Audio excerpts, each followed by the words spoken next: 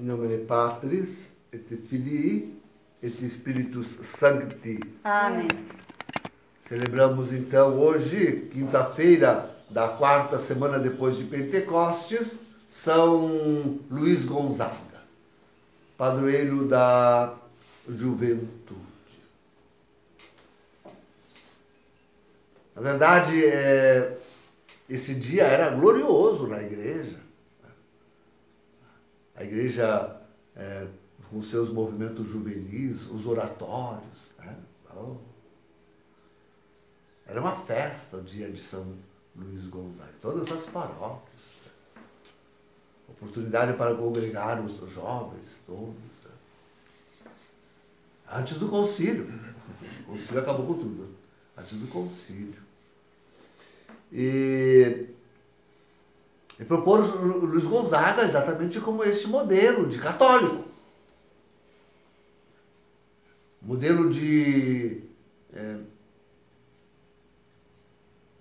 penitência.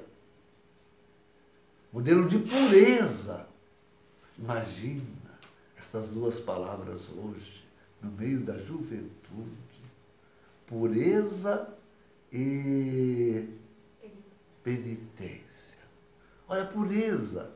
Olha, vamos a qualquer rua, de qualquer cidade deste mundo, e olhe para olha para a roupa que os jovens usam, só para a vestimenta deles. Só, basta.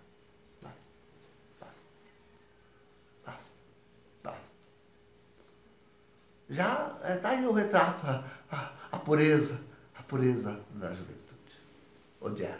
Tá ali, já está ali retratada a pureza. Não digo só as mulheres, digo os rapazes também, os guris também. Então, penitência, mas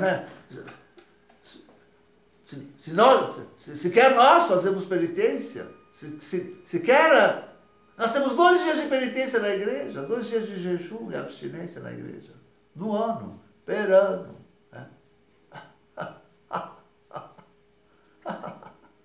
Penitência, por favor. Fico lembrando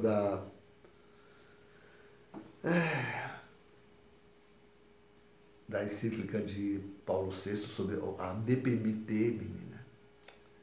Que coisa. Então, mas não nos preocupemos, porque agora Francisco vai fazer um sínodo da juventude. Imagina. De certo, vai repropor pureza e penitência. Vamos resgatar deste homem, deste antipapa, deste falso profeta. Poderia vir alguma coisa que preste? Não esperem nada de... Antes, esperem tudo de ruim. Já na preparação se vê isso. Assim como foi para o sínodo das famílias, né? Agora também as aberrações são as maiores. Bem, ele está convidando a juventude toda, ateus, jovens de outras religiões. Só não convida a participar do sínodo o jovem verdadeiramente católico. Aquele que tem toda a doutrina da igreja diante dos olhos, que tem Luís Gonzaga de modelo. Esses ele não quer. Agora, me digam, que contribuição positiva pode trazer um ateu para a igreja católica? E esses jovens de outras religiões, aqui nos podem acrescentar. Mas que é isso? Mas ninguém vê que esse homem... Esses dias eu falava no discurso que ele fez diante de uns jovens no lançamento do sínodo lá em Roma. Né? O que ele quer dos jovens são os seus projetos, né? São os seus projetos, uma juventude revolucionária. Uma juventude que abrace o comunismo, uma juventude que seja libertária, uma juventude perdida, o que ele quer, sem fé. Né? Conversão, proposta da fé católica, mas isso é pecado grave, é proselitismo, é pecado grave, não pode fazer. É o único pecado que dos poucos pecados que Francisco rejeita mesmo é a proposição da fé católica. Isso é pecado, isso é proselitismo. O resto não. O resto não conta. O resto não conta. Então, que esperança podemos ter de um sínodo? Mas pelo justo contrário.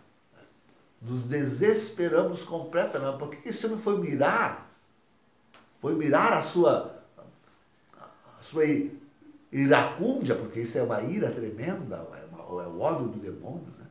Porque foi logo virar a sua iracúndia, primeiro contra a família, agora contra os jovens. Né?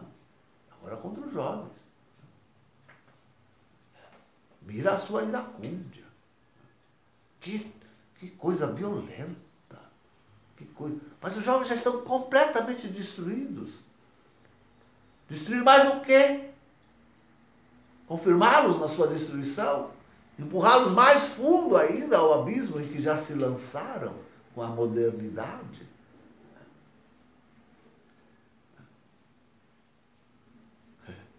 Ele propõe aos jovens moderar o uso dos meios de... Coisa que está na moda, né?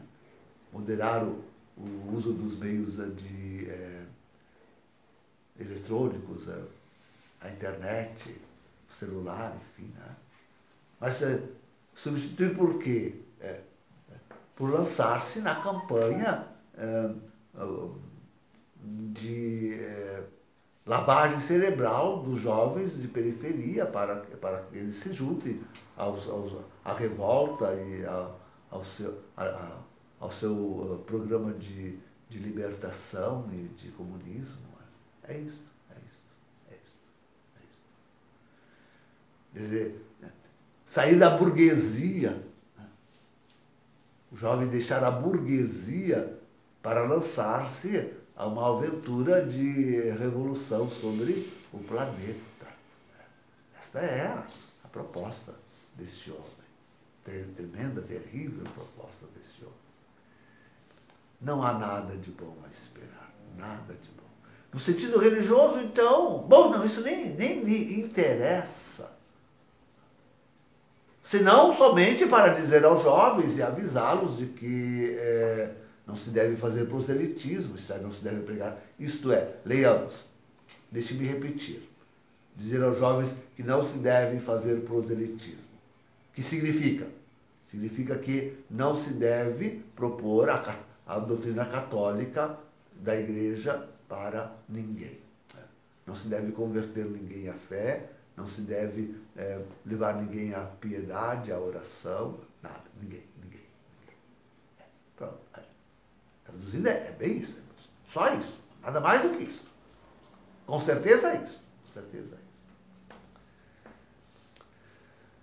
Queridos,